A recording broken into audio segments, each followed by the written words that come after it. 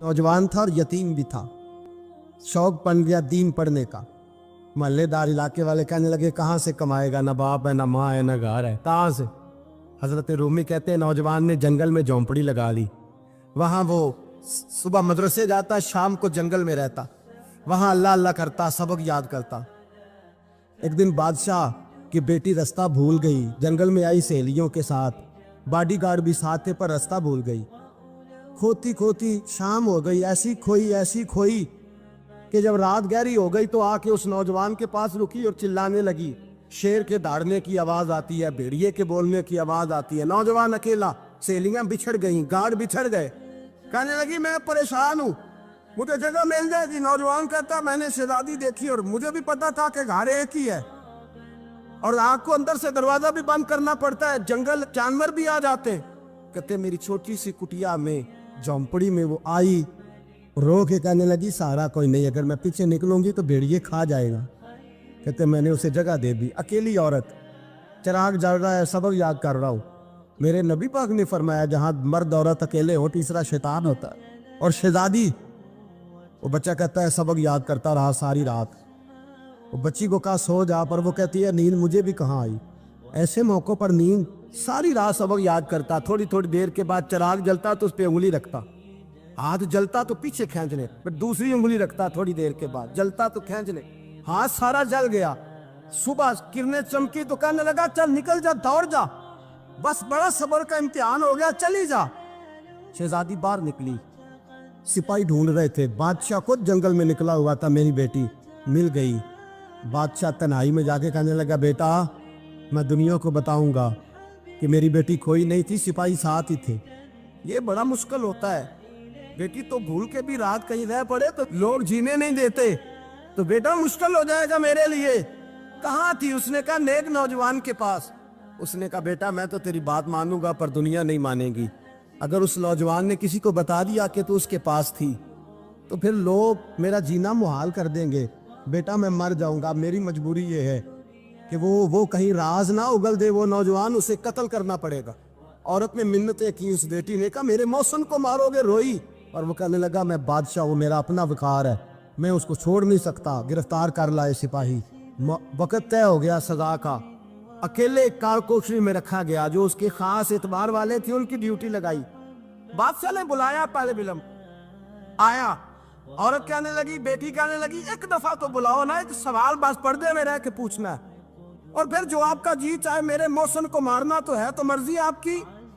सामने खड़ा किया, नौजवान पर्दे के पीछे, औरत खड़ी हो गई। बादशाह बीच बैठ गया। बीबी कहने लगी सारी रात बेदार मैं भी रही, सोया तू भी नहीं। वो जो तू चिराग के करीब हाथ लगा के जलाता था वो समझ नहीं आई। नौजवान रो पड़ा, कहने लगा क्या करूं, मैंने रसूलुल्लाह का दीन पढ़ा है, क्या करूं, मैंने हुजूर का दीन पढ़ा है। मैंने पढ़ा है कि जानी को सबसे नीचे दोज़ख के सबसे निचले दर्जे में जलाया जाए, उसे जहन्नमियों का पीप और रेशा पिलाया जाए, कंद खिलाया जाए। ये रवायतें पड़ी हुई थी। थोड़ी थोड़ी देर के बाद शैतान मुझे कहता था बदकारी कर ले।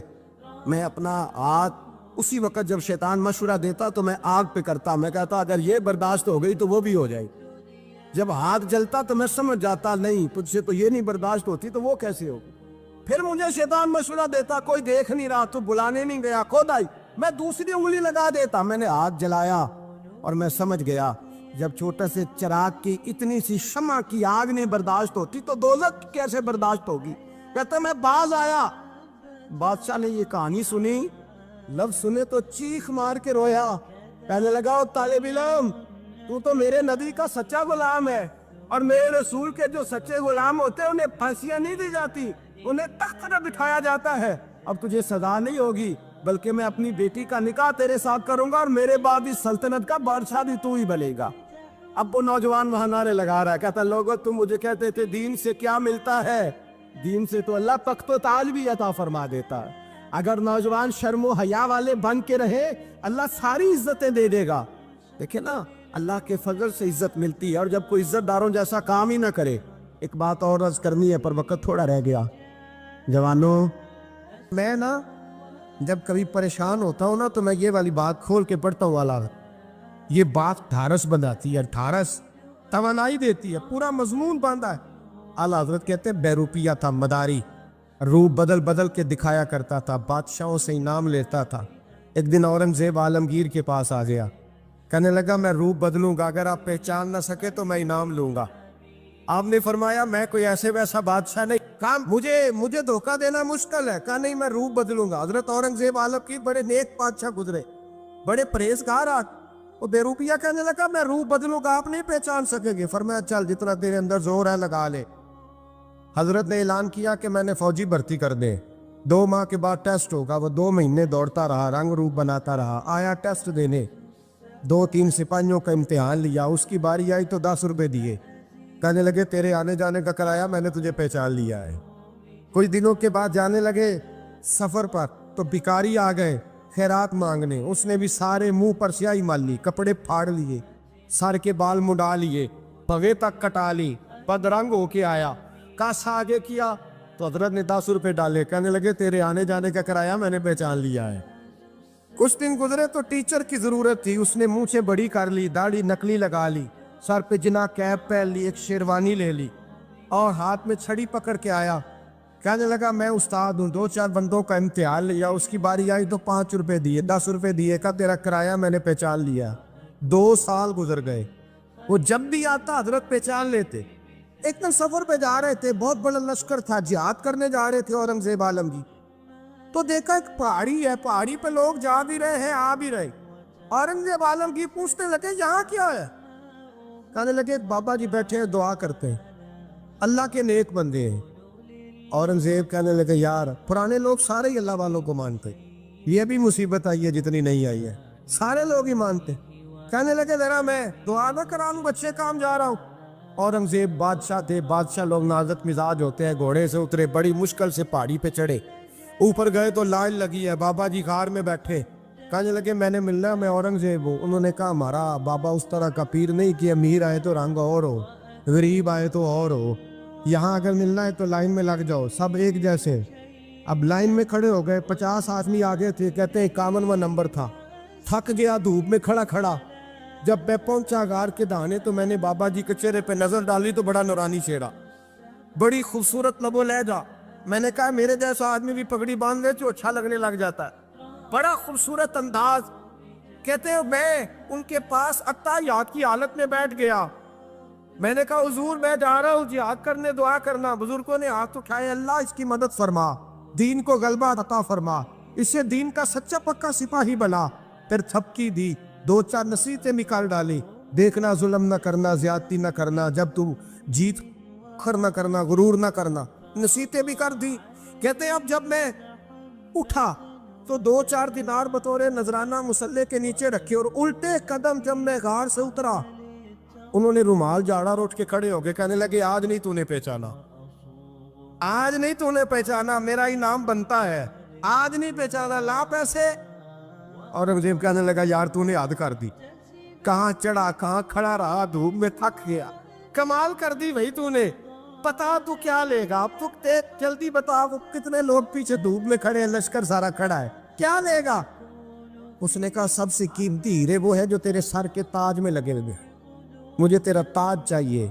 او بھائیو سننا اور یاد رکھنا, میرے اعلیٰ حضرت کہتے ہیں بادشاہ نے سر کے اوپر سے تاج اتارا, بہروپیے کے قدموں میں رکھا اور کہنے لگے یہ لے, اور یہ تو تیرا مانگنے پر میں نے دیا ہے نا, میں واپس آتا ہوں تو آنا میں اپنی مرضی سے بھی تجھے دوں گا. تو نے اورنگزیب جیسے بندے کو دھوکہ دیا, آنا میں اس وقت بھی دوں گا. وہ دے کر بس بات ختم ہو گئی, حد ہو گئی. دے کر کہتے ہیں جب میں پلٹا نا واپس, بہروپیے نے آواز دی بادشاہ ٹھہر جا. تو میں نے پلٹ کے دیکھا تو کہنے لگے یہ اپنا تاج لے جا, اٹھا اور لے جا. میں نے کہا 2 سال بیت گئے تجھے محنت کرتے, آج قابو آیا تو لے جاؤ. کہنے لگا لے جا, مسئلہ سمجھ میں آ گیا. میں نے کہا مجھے بھی تو سمجھانا. کہتے ہیں وہ پھوٹ پھوٹ کے رویا, اس کی آنکھیں برس پڑی, سیلاب کی طرح آنسو بہہ نکلے, تڑپا اور رو کے کہنے لگا بادشاہ میں نے جھوٹ موٹ رسول اللہ کی غلامی اختیار کی تھی, جھوٹ موٹ کی داڑھی, جھوٹ موٹ کی پگڑی, جھوٹ موٹ کا فقر, میں نے جھوٹ موٹ نبی پاک کا لباس پہنا ہے, تو تیرے جیسے بادشاہوں کے تاج میرے قدموں میں آ گئے ہیں. अगर मैं सचमुच रसूलुल्लाह का गुलाम बनूंगा तो अल्लाह क्या कुछ अता फरमाए, अल्लाह कितनी नेमतों से नवाजे। मेरे आला क्या फरमाते हैं, आला हज़रत फरमाते हैं फरिश्ते भी करते हैं ताज़ीम मेरी। कौन जी? अल्लाह। ऐसा अकीदा भी कम मिलेगा जो बरेली के इमाम का अकीदा है, ऐसा भी कम। कहते हैं फरिश्ते भी करते हैं ताज़ीम मेरी। क्यों? फरमाने लगे फिदा हो के उन पर ये इज्जत मिली। बगदाद के एक दरवेश आलिम थे, तो वो जब भी नमाज पढ़ाते ना तो किसी ताजर की 2 बीवियों के बारे में दुआ मांगते। तवज्जो है मेरी बात पर? नमाज पढ़ाते तो कहते अल्लाह उस ताजर की 2 बीवियों को अपनी खास रहमतें अता फरमा।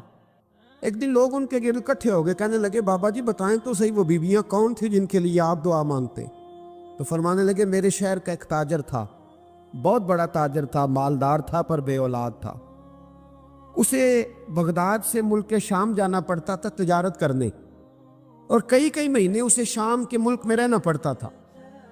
उसने इस तरह किया कि वहां भी एक शादी कर ली। तो जो है ना मेरी बात पर, क्या कर लिया उसने? दूसरी शादी करना मर्द के लिए जायज़ है, तीसरी करना भी, चौथी करना भी भैया के वक्त, मगर अगर इंसाफ कर सके तो। अगर चारों में हम ना आधा मसला सुनते हैं और आधा ही बयान करते हैं, अगर इंसाफ ना कर सके फिर उसके लिए 4 जायज़, फिर वो एक ही रखेगा। तो अजीज दोस्त, दूसरा निकाह कर लिया, शादी हो गई। अब वो वहाँ कुछ ज़्यादा वक्त गुजारने लगा, मालदार आदमी था, बीवी को मकान भी लेके दे दिया। अब वो देर से आता वापिस, और जब आता भी तो उसके वो वाले अंदाज ना होते जो पहले हुआ करते थे। अब बीवी से बड़ा जासूस भी कोई नहीं होता, उसको तो पहले पता चल जाता है कि माजरा क्या है, उसे बड़ी खबर होती है। तो उसने महसूस कर लिया कि बदले बदले से मेरी सरकार नज़र आते। वो कहने लगी अब के जब आता जाता है तो इसके हालात कुछ बदले बदले से हैं, माहौल कुछ और है। उसने एक बूढ़ा आदमी जो उसका अजीज भी था और समझदार भी था उसको तैयार किया। कहने लगी अब के जब मुल्क के शाम जाए ना तो इसका पीछा करना और ख़बर करना कि कहाँ रहता है, कहाँ जाता है, क्या करता है। वो बूढ़े बुजुर्ग जो थे वो खातून के कहने पर कुछ उसने किराया भी दिया। वो उस ताजर के पीछे गए और वापस आके खबर दी। कहने लगे कि ये तो 2-3 साल बीत गए, इसने वहाँ भी शादी की हुई है, तुझे बताया ही नहीं। बीवी बड़ी समझदार थी, हौसला मंद, जीरत, उसने शोर नहीं मचाया।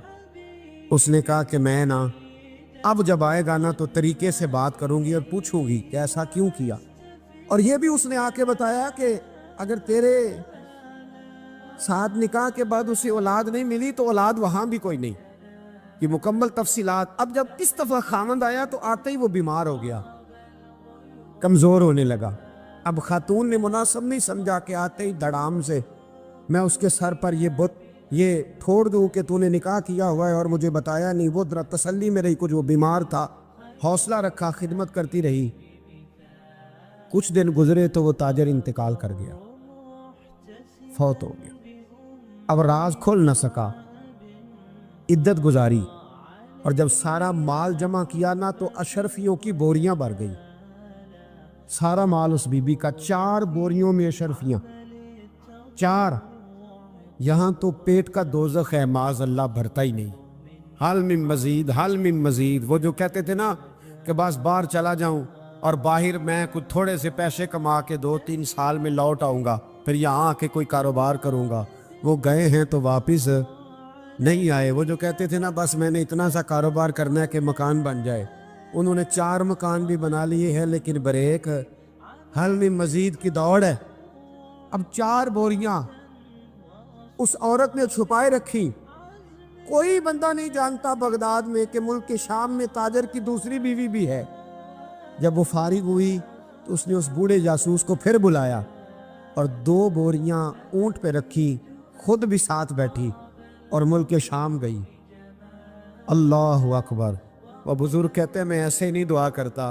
उसको जाके कहने लगी मैं अकेली वारिस नहीं हूँ, आधे की वारिस तू भी है।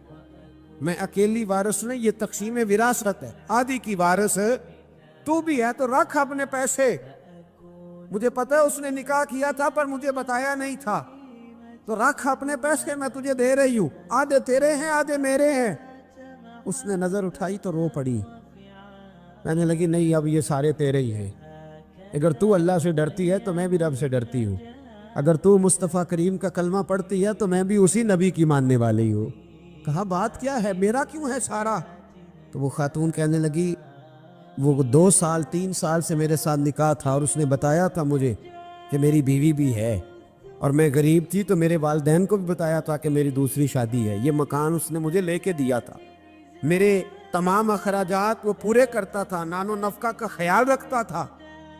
लेकिन अब के जब वो आया तो वो बीमार था। उसने मुझे बताया कि मुझे तबीब ने बताया है कि मैं शदीद बीमार हूँ, शायद बच ना सकूँ।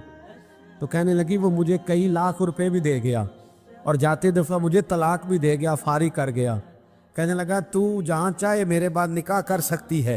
और कहने लगा मैं चाहता था पहली बीवी को बता दूँ, मौका नहीं बना और उसका दिल ना टूटे, बता नहीं पाया, लिहाजा वो मुझे ढेर सारे पैसे दे चुका है, सारा मेरा हिस्सा मुझे पहले से दे चुका है। मेरी बहन, अब ये 4 बोरियों में से 2 मेरी नहीं बल्कि 4 की 4 ही तेरी है, तू ही इसकी हकदार है। तो बुजुर्ग कहते हैं मुझे बताओ, जिनके अंदर इस किस्म के तकवे की झलक हो उनके लिए हर नमाज के बाद दुआ मांगनी चाहिए कि नहीं मांगनी चाहिए?